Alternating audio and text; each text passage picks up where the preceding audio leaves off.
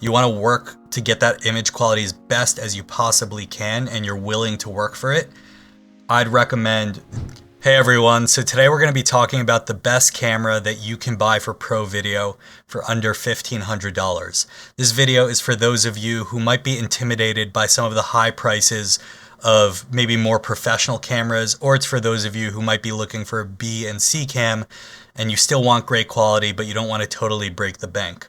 So in order to demonstrate the different cameras I've chosen, I have a couple cutouts here that you'll see in a second. Full transparency, I kind of ripped this video idea or format off of one of my favorite YouTubers, James Matthews. He's a great bloke. He's over in the UK. Love his stuff. You should go check out his video. But in his video, he talks about much more expensive pro cinema cameras. And like I said, I want to make a video for those of you who are on a much tighter budget. The cameras we're working with today are the Blackmagic Pocket Cinema Camera 4K at $1,300, the Sigma FP at $1,500, the Panasonic Lumix S5 at $1,500, I believe, and the Canon R7 at $1,500. The right camera for you is going to vary from person to person. It completely depends on the type of work that you do or that you aspire to do.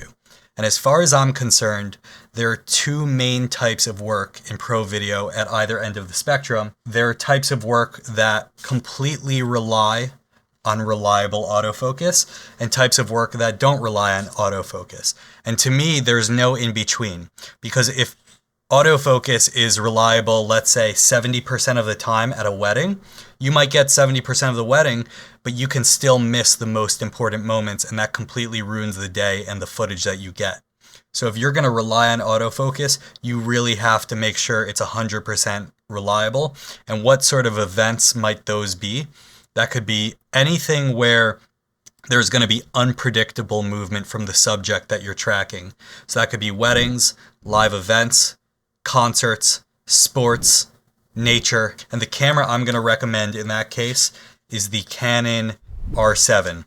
Reason I recommend this is because as of today, a few weeks from 2023, there are two camera brands that have as close as you can get to 100% reliable AI tracking autofocus, and those are Canon and Sony.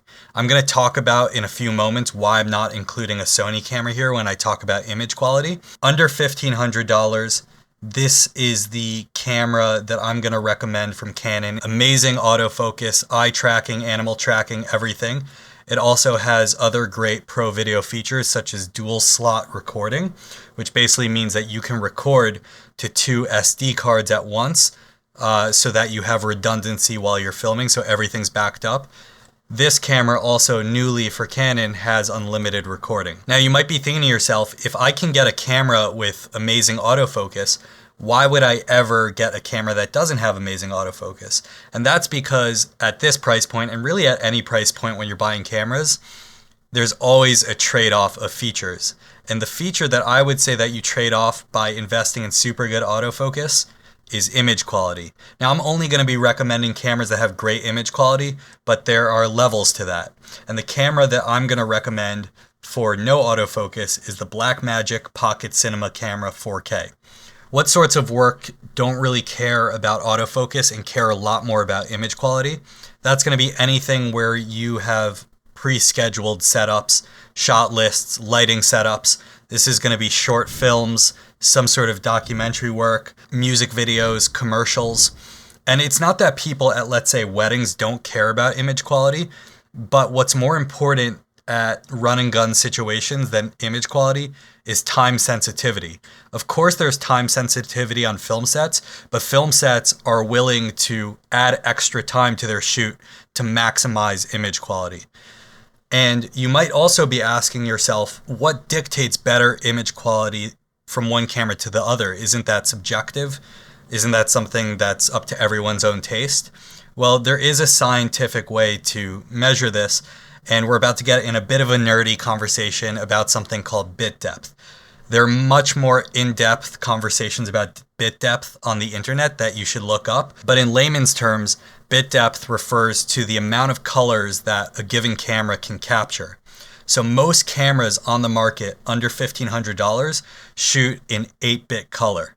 And what that means is that they can capture around 16 million colors, which sounds like a lot of colors, but not when you compare it to 10-bit color, which captures over a billion colors.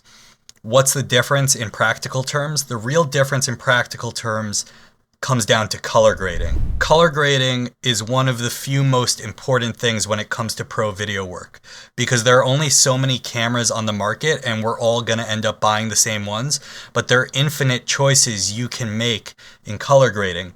And bit depth is one of the main factors that allows you more flexibility in your color grading and to add your own touch to a grade. If you've messed up white balance, if you've messed up lighting, if you just want to change the overall tone and mood of something, having a higher bit depth is going to allow you to do that. And that's why all the cameras I'm going to recommend shoot a minimum of 10-bit color internally. And that comes back to why I'm not including Sony cameras in this conversation, because Sony currently doesn't have any cameras under $1,500 that shoot 10-bit color internally. So this Canon R7 here can shoot 10-bit color internally, which is great. But what's even better is that the Blackmagic Pocket 4K not only shoots 10-bit color internally, but it also shoots 12-bit RAW internally, which is more colors and a flatter profile to grade. Difference between 10-bit and 12-bit is the difference between a billion colors and I think something like 64 billion colors.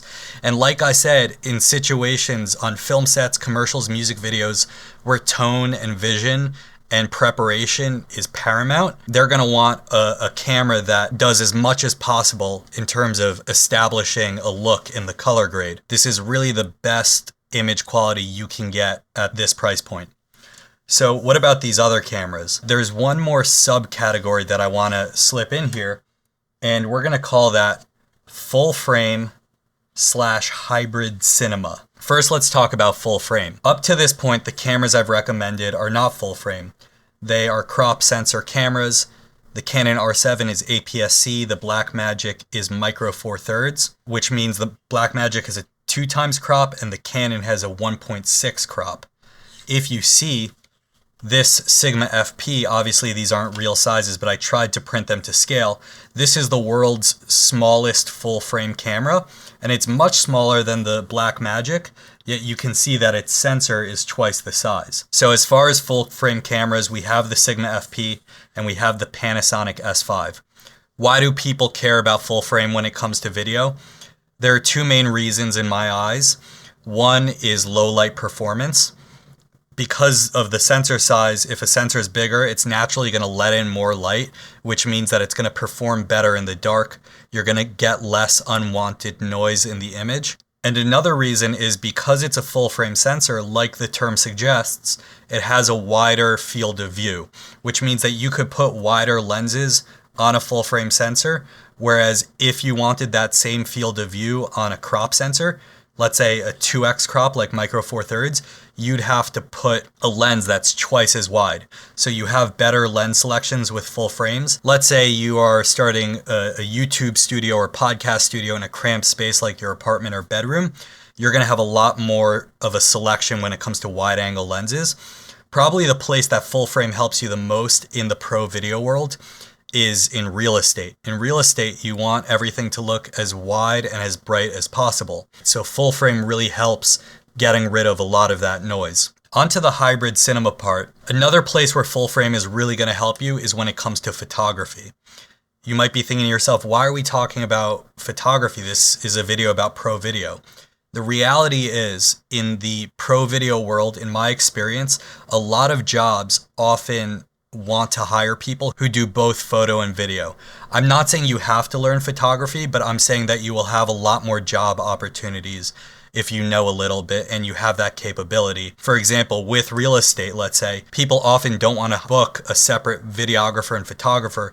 They want one person who's going to get it all done in a day. And then within that photography work, you'll often see that one of their main requirements for your camera is they want you photographing on a full frame camera, because people in the photography world seem to care about full frame a lot more than we do in the video world. The reason I write that this is hybrid cinema, because not only do these cameras shoot photo like the Canon R7 and unlike the Blackmagic Pocket 4K, but these cameras are also capable of recording 12-bit raw footage like the Blackmagic Pocket 4K and unlike the Canon R7. There are a couple big caveats that make these quite compromises of cameras. The Panasonic S5, if you want to record 12-bit RAW, you need to buy an external recorder, which is going to cost you a bit more money. The Sigma FP has the ability to record 12-bit RAW to really affordable SSD cards, which is good. However, the Sigma FP, even on an SSD card or an external recorder, cannot record 60 frames per second, aka slow motion, in 4K. You have to do that in 1080p. The Panasonic S5, on the other hand, can record 4K 60. However, it does so with a crop, which kind of defeats the purpose of buying a full frame camera. That said, that crop is still going to be a bit less than the R7 and the Blackmagic Pocket 4K. And if you don't use 60 frames per second all the time, it's not a massive deal. The other issue with the Panasonic S5 and the Sigma FP has to do with recording times. The Panasonic S5 has the infamous 30-minute recording time limit on it, unless you record in 8-bit color, which again kind of kills the whole purpose of buying the camera. You can circumvent this recording limit if you buy that external recorder, which also allows you to record 12-bit RAW on it. But again, that's a whole other expense, and we're trying to keep things cheap. The Sigma FP, on the other hand, actually can record up to around 2 hours. The problem is you probably wouldn't want to because the files are absolutely massive. When you are recording in the highest settings, that's going to fill up 1 terabyte SSD in about 1 hour. The silver lining to this is that there is a software you can download called SlimRAW, where after you film, it will compress your footage for you without really losing any noticeable quality at all. And you can shrink your file sizes around like 8 times if you need to. So you end up with really small files, or really manageable files, I should say. But the problem is that you need enough media when you're on set to not run out while you're filming in order to get it to the computer to compress it. So as you're probably noticing by this point, these are not perfect cameras. There are a lot of compromises here. Cameras are always going to be priced more based on what features they offer. The companies are always going to leave out features so that they can charge more in the future and keep coming out with new cameras. That's just how camera consumerism works. The real way to future-proof yourself and save yourself money is to know exactly the type of work that you do or want to be doing. Because you might not find the perfect overall camera, but you can find the perfect camera for you. So what would my recommendations be? My recommendation would be that if you have time to save up a bit of money and you don't need to work on projects immediately where you're going to have to be relying on autofocus, you're willing to take the time to work on your color grading, on your manual focusing, you want to make short films, you want to work to get that image quality as best as you possibly can, and you're willing to work for it, I'd recommend the Blackmagic Pocket 4K.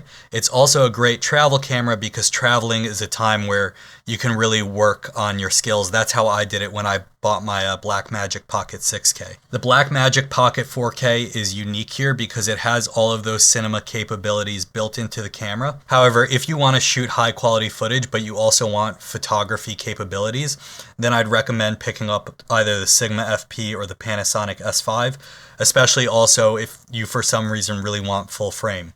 And then lastly, the Canon R7 is just the most practical camera. If you don't know what to do, if you don't know the sort of work you're going to do, if you really want reliable autofocus, you want the dual slot recording, Canon R7 is definitely the best all-around camera. You just have to ask yourself what type of work you're doing and if you prioritize functionality or image potential more, because the Canon R7 will still give you great images, but you just have more potential with these other cameras. So anyway, let me know which of these cameras you end up picking up, or which you might already own, or which just sounds the most interesting to you. I'd love to hear your thoughts in the comment section. Have a good one.